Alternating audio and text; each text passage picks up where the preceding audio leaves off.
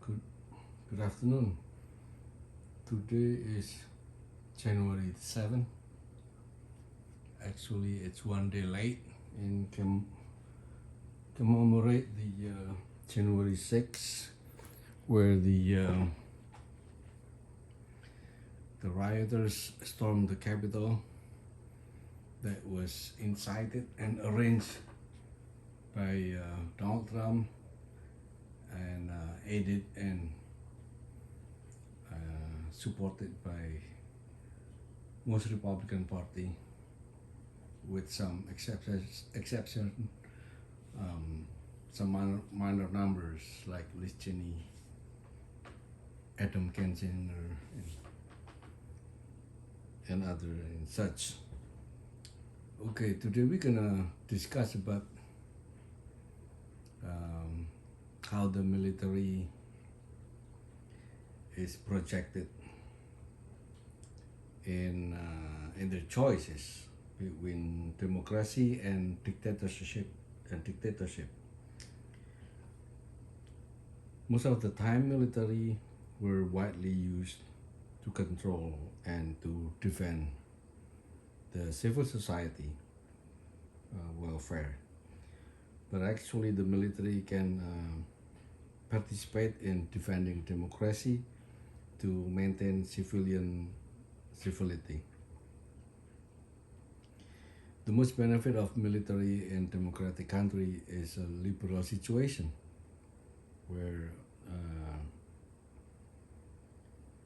freedom, or that freedom to speak up and have a different opinion, beside a freedom to develop their military professionalism, a better pay, and guarantee their family freedom instead of getting fired at any time, at any given moment, whenever the dictator have a different opinion or they don't like the military general, they can be just fired.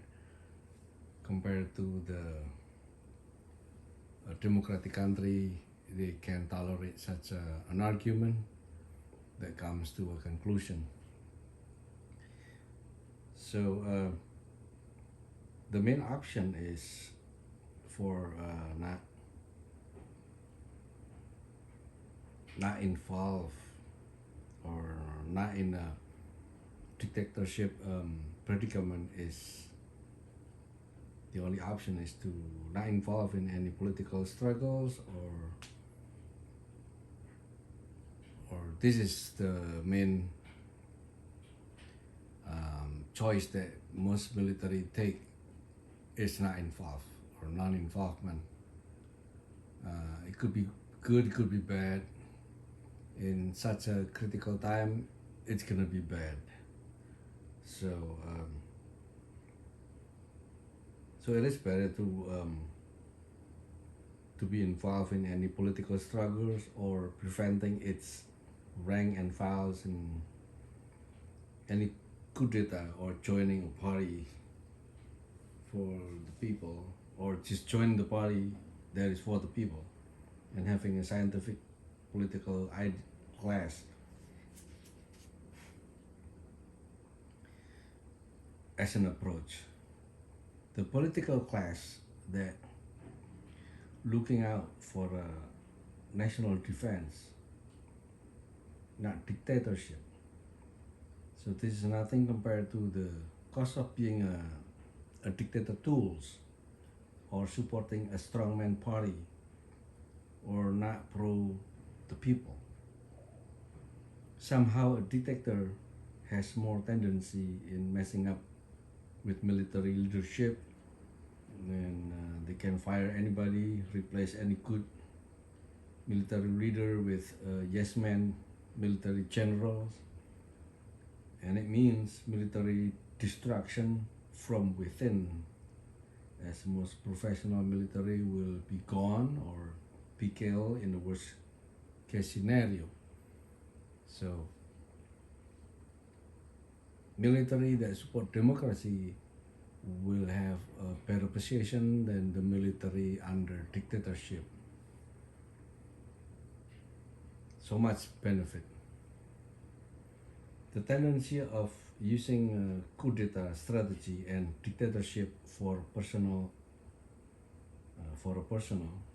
together with the cult ambition, has never liberated and never proven to work in any nation welfare nor happiness. Some people brand it as a break or hack of democracy or gaming the democracy.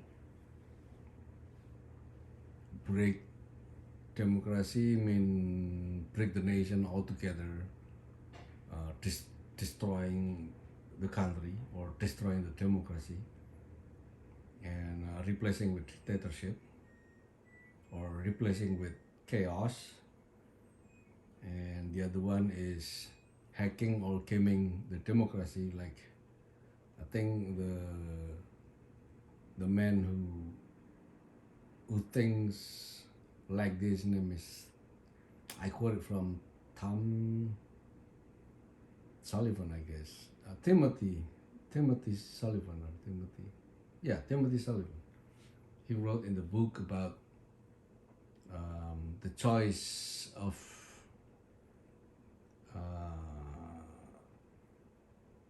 dealing with democracy is either hacking it or gaming it or breaking apart like what Steve Bannon want to do or Donald Trump want to do, hacking or gaming the democracy like McConnell, the minority leader at Senate. So they were thinking about gerrymandering most of the time, how to win without a fair election.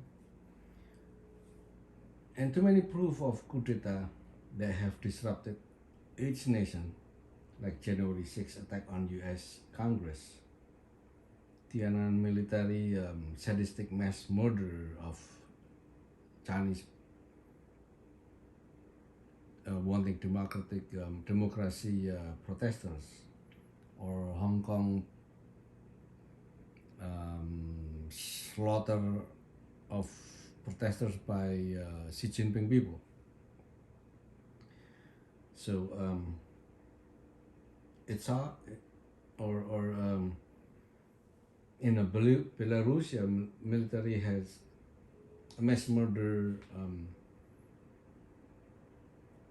its people or killing all the protesters. And then Bolsonarian military coup plot, that plotting the coup and uncovered to topple Lula after they lost an election. It sounds like Bolshevik, Bolsonarian. Turkish slaughter on moderate military men that most moderate military men were murdered or killed not in the court but on the street because Tayyip Erdogan is plotting his own coup to give a reason so legitimate to persecute all the military on the street. That way he can be a sole power in the country. And most mass murder and genocide coup d'etat in Africa, Myanmar, recently was Myanmar too, etc. Each of those creating a serious scars and trauma on military, the people, and also economically, any nation will have a scars or trauma. Worst of all, the civilian hates the military force that never defend them, instead eat them alive. This is a big no-no for military force that based on civilian, serving civilian, and securing its civilian well-being. Would there be a military force that enslave the civilian like in dictatorship government? Yes, of course. Only a dictator country that keep the civilian shackled from their creative activity and shaping or developing a nation to be more progress and more richer equally. So dictatorship will prevent any of this or will disrupt any of this or will not desire any of this because they just want to enrich themselves or think of themselves like a Donald Trump thinking of himself. Coup d'etat has been inadequately analyzed and not enough, properly studied as soon as we have been wanting to forget its tragic moment and let's just move on from the shameful event. So what went wrong? Who's the actors and who's among those can actually prevent it or let it occur? How can we prevent such an occurrence, and can we study or detect the signal, or can we punch in the numbers for an algorithm and smart AI to develop a social engineering in reversing the coup d'etat tendency?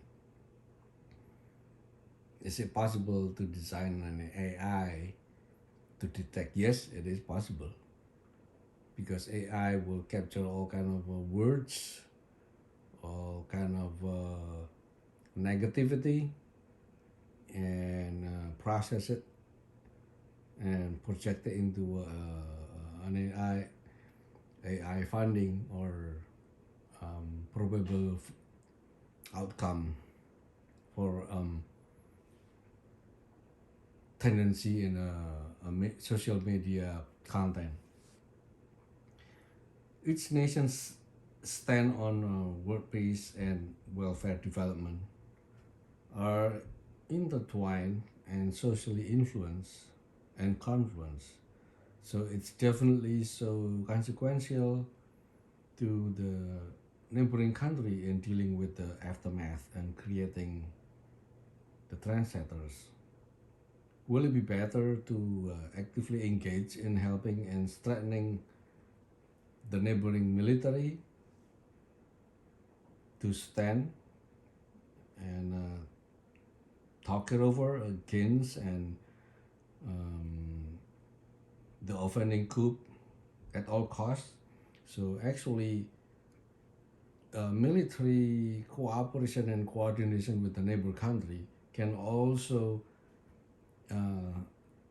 maintaining democracy, basically. Just like in Ukraine and Europe, when it was ignoring Belarus military, the coup against the election winner Svetlana Tsikhanouskaya, consequently, Putin using Belarus, because Belarus doesn't have Svetlana, but instead Belarus have this guy, what's his name?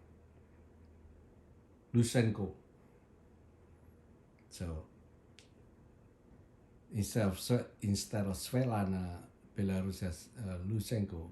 Lysenko was lost in the election, but he used coup d'etat, and all the nation, including Ukraine, just sit by on sidelines, not even trying to help Svetlana.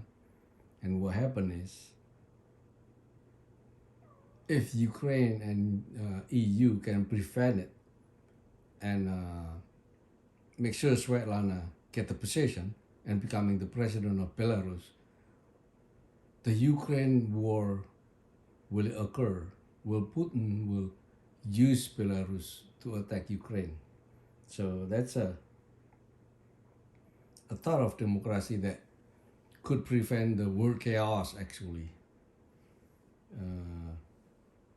So Putin using Belarus as a base to invade and slaughter Ukrainian in a cold blood war for the reason or of just a land grab. So the reason it's just a land grab, by sacrificing bloody Ukraine people.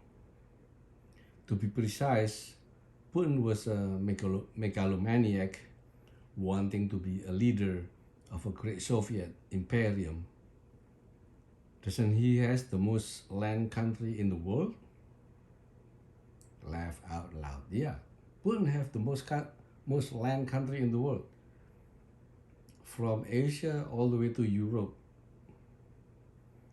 So some kind of a dictator alternate reality, thinking that he doesn't have that, so he needs to grab more land in Ukraine, and he wants to be Peter the Great. He's already having the greatest land nation in the world. What's wrong with him?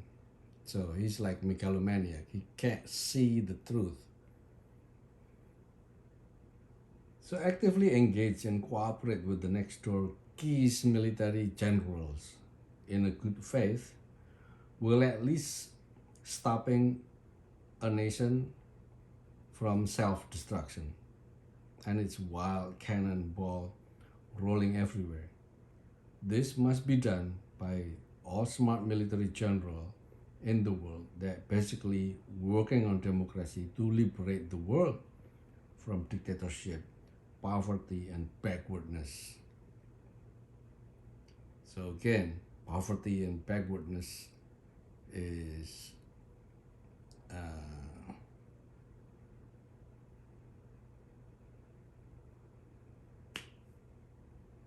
it's the flower bed of dictatorship. So has it been realized and corrected? Knowing coup d'etat proceeding or ending successfully or fail miserably, there is never be a phone call or military channel established immediately just to strengthen and support the good democratic military men to stay peaceful and stay democratic for the sake of economic welfare and preventing economic blockade like what Russia right now, or be blacklisted as a sadistic human crime actors just like Vladimir Putin. So practically, what's in the dictatorship for all the military men? Nothing. Nothing. Military school and academy, they only focus on defense and warfare and ignoring the biggest goals of a national welfare and happiness. They only rely on its neighbors' welfare.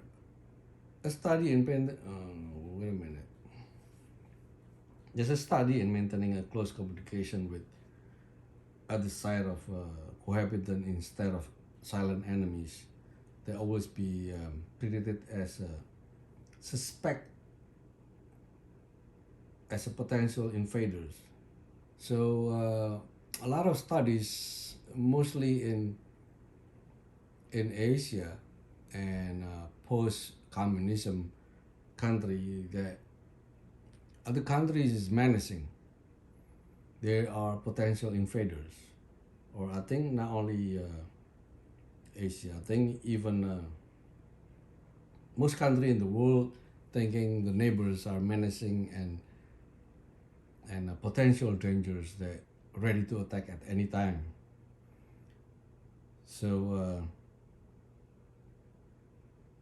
we need to studying and to develop a close relationship and coordination, basically helping each other defense mechanism. Instead of suspicious at each other, they could work together. Because when it's suspicious, it become a fascist. That my country is better than yours, and then every a comments of its president will become a snowball and will be reacted pretty harshly or could lead into a war. So once again, the desired best military practice is when the military generals are working together in a global task to overcome this backward dogma that other countries are gonna attack us. So that's not true. It's only true when it's come to North Korea, China, or Russia. Other than that, I don't think any country will attack or invade another countries or Africa. So any third world countries like third world thinking. So they like to have a conflict. So physical war or tension among neighbors can be detected at an early stage and can be reconciled simultaneously if they have coordination and cooperation among the military men. And using neighborhood cooperation can be used against each malicious actors and bring back to a one civilian dialogue. Not many military enemies brawl. As we all aware, in a semi-dictator country, they tend to use a hostile understanding of each other and every neighbors. This is yesterday era. It's very stupid, backward, that has given them nothing but trauma and after trauma historically. So even school, when I was at school, when I was younger, where I came from, they have a class called patriotism class that taught us to be suspicious of our neighboring country. But what it gives us, nothing, but instead a hostile situation, not helping anything. So any selfish nation that depart from common peaceful interests is menacing the work peace, the work of peace, the world economic, and the world progress, and the work for humanity. Yeah, like I said, that was yesterday. Nowadays, not like that.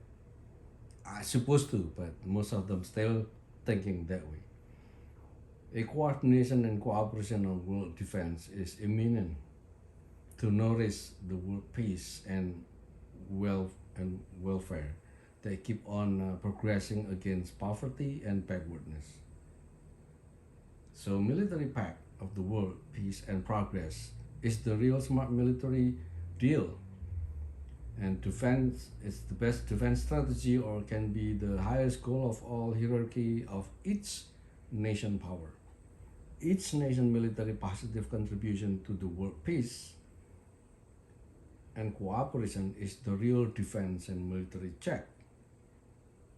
A smart war, as smart as digitizing the military or transform military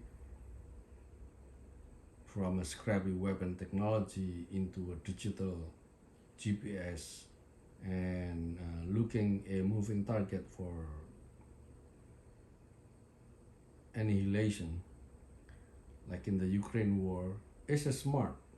So again, the choice is a smart war or smart strategy of military, which is cooperate with the neighborhood, like when we design a smart warfare. So the smart warfare will topple the crappy warfare.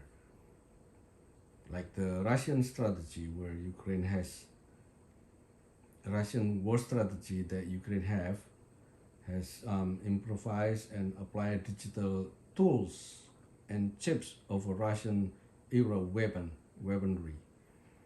They coordinate the war on the war game screen, digital screen, and outsmart old dummy Russian missiles and shoot randomly and explode at nowhere, as if they have to spend all their missile stocks all at once, like there is no tomorrow, compared to the smart guided missiles, GPS based, with target location or heat seeking um, sensory, is more a limited victim war. So only targeted to the military, not civilian, which is a lot more safer because it's a smart war that doesn't have to face the human criminal court. So they don't have to face it because they don't kill any random civilian, but only targeted military. So this is smart. Like the smart war strategy is by having a democratic military cooperation among nations. That way it can avoid unnecessary war, killing, and stuff like that. World peace and world military peace pact can establish a peaceful world and as a strong defense against any disruption of the world of peace and world progress in welfare. So the world basically should progress in welfare and technology and peace and humanity, but instead destruction. What choice do we choose? So military strategy should consider this. Each individual nation, military and defense, can be estranged and starts its own revolution or coup d'etat or making a dictatorship as a practical destruction to each nation welfare and healthy democracy or happiness. A short-sighted national interest that demeaning or devalue other neighboring country is a sea toward destruction or disruption to its bigger role in capturing welfare or economic opportunity or gain in the world. It shows from Russian recession and world economic uh, recession, and it shows that the insurance company doesn't even want to insure any ship that go out from Russia or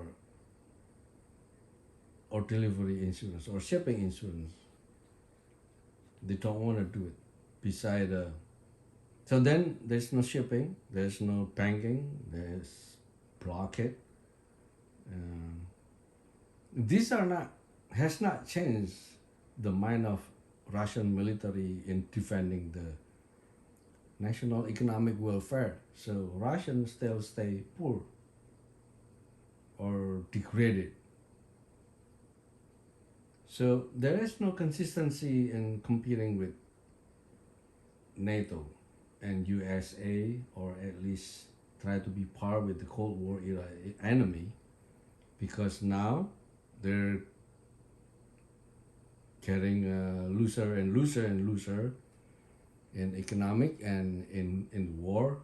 So what's so good about try to compete with NATO, try to compete with the US, and the result is getting worse. So the most important thing is the result, not what the propaganda is, but the result is what? Is it winning against NATO, or is it in a par, equal with NATO? So we can see for sure. And the war of no return, that means they're gonna sacrifice more people, they're gonna waste a lot more energy, they're gonna waste a lot of money and warfare, and they're gonna be voluntarily annihilate themselves or to be placed in a meat grinder in Donetsk, Luhansk, or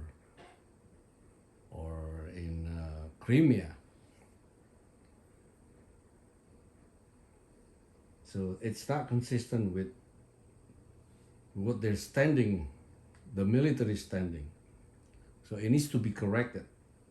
The military standing is supposed to be standing equal with NATO, but now it's getting worse and worse, backward and backward.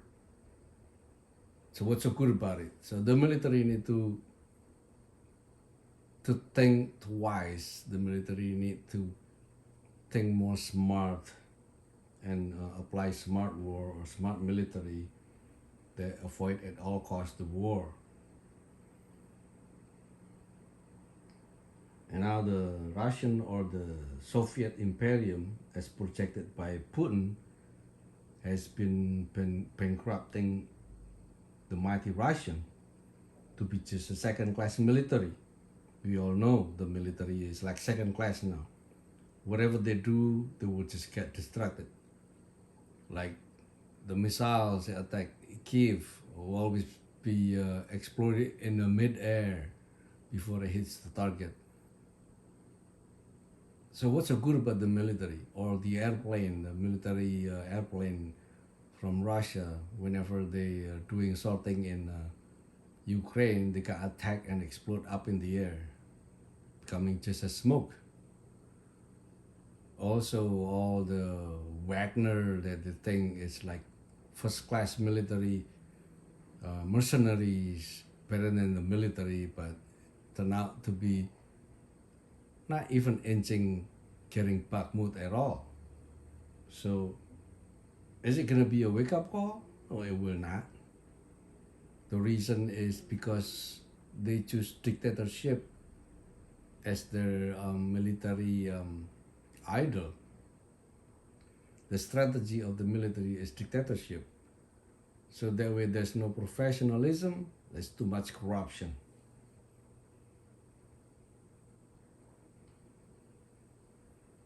So thinking about the second-class military of the world,